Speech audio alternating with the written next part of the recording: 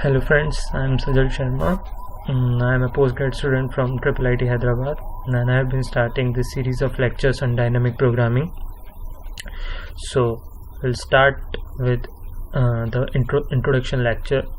Before we start, I would say that those people who are not so comfortable with recursion, I would say that just take a break from these lectures and study about recursion and all, because it will be really important to know about recursions if you want to know about dynamic programming, because in the end dynamic programming is all about recursion.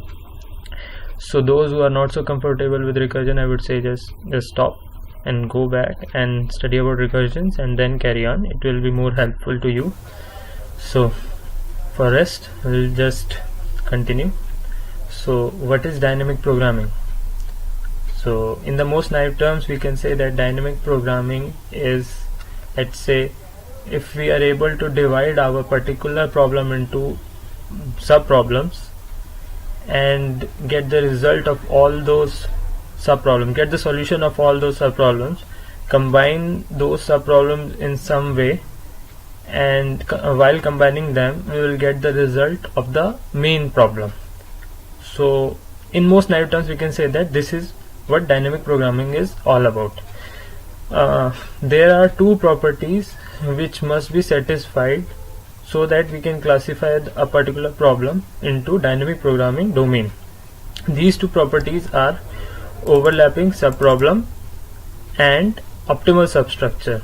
I will tell you the difference between these two in a matter of time through an example. So the first example, the most easy one, will start with finding the nth Fibonacci number. So we will start with finding the nth Fibonacci number. I will tell you how calculating Fibonacci number, how that particular problem satisfies these two properties, overlapping subproblem and on optimal substructure. And while explaining how that particular problem is satisfying these two properties, I will tell you the particular definition of these two properties, because in the end these two properties will tell you whether a particular problem can be solved using dynamic programming or not. So just take care of this these two properties. So we have to find out the nth Fibonacci number. I have written a particular segment of code for finding out the nth Fibonacci number. If I will give the value of n to find out the nth Fibonacci number to my function fib. If that value of n is smaller than or equal to 1, that is, if it is 0 or 1, I have written the code like this. If it is less than or equal to 1, then I will return n.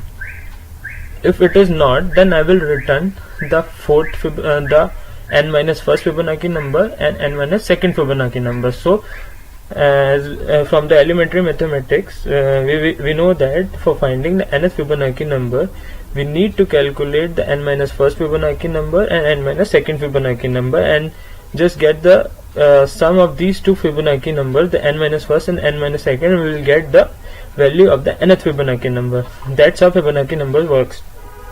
So for example, let's say that we need to find out the fifth Fibonacci number.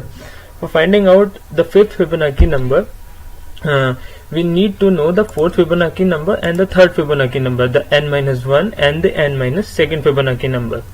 So what optimal substructure says is, if we are able to divide our particular problem, that is at this particular juncture of time, we have to find out the fifth Fibonacci number.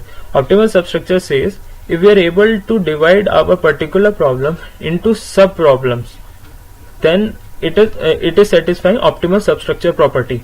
So we have divided our particular problem, that is the problem of finding the fifth Fibonacci number, into two sub problems, that is finding the fourth Fibonacci number and the third Fibonacci number. So we have divided our problem into two sub problems. So our problem of Fibonacci number, of finding the Fibonacci number, is satisfying the optimal substructure property. Now the second property is overlapping subproblems. What does that mean? I have drawn a recursion tree of finding out the fifth Fibonacci number. Let's see. For finding out 5, we have to calculate the fourth Fibonacci number and the third Fibonacci number.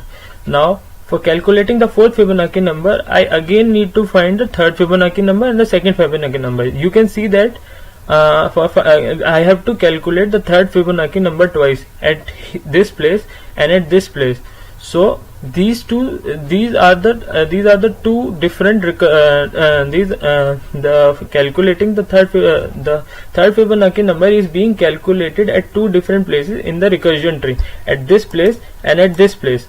So if we write the code like this, we need to calculate the third Fibonacci number twice, but we need not do this, because if we have calculated the third Fibonacci number at this place, at this point of recursion, we don't need to calculate it again, because doing so will just incur more cost to us, because we have already calculated it.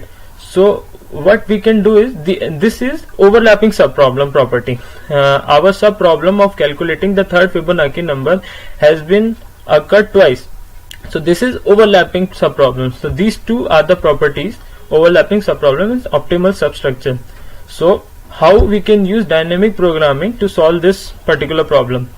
When we are calculating the Fibonacci number 3 at this place, what we can do is just store this particular result, store the result of this fib 3 at let's say in an array.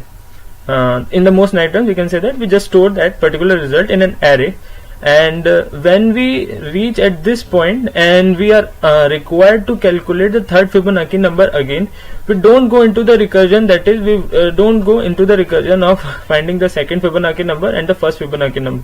We don't go into this recursion. We just use the previous result which we have calculated it here. We just store it in a particular array, and we will use the result of that array, and we don't go into the recursion, and we will save a lot of time. So that's how we can save a lot of time using dynamic programming.